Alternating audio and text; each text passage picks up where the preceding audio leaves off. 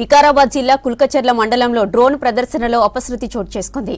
వ్యవసాయ పనుల కోసం తీసుకువచ్చిన డ్రోన్ ఒక్కసారిగా అదుపు తప్పడంతో పరిగి ఎమ్మెల్యే రామ్మోహన్ రెడ్డితో పాటు మరో ఇద్దరికి గాయాలయ్యాయి. కుల్కచర్లలో రైతుల అవసరాల కోసం కొత్తగా ఒక డ్రోన్ను కొనుగోలు చేశారు. ఈ డ్రోన్ పనితీరును పరిశీలించేందుకు MLA Rammohan Reddy trial run ప్రారంభించారు.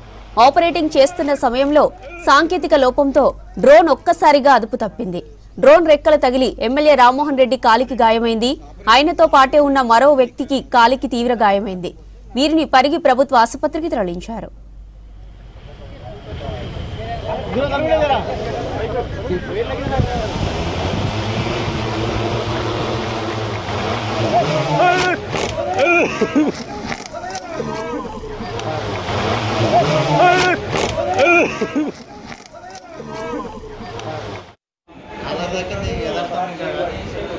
బాగానే తాకినట్లున్నది కానీ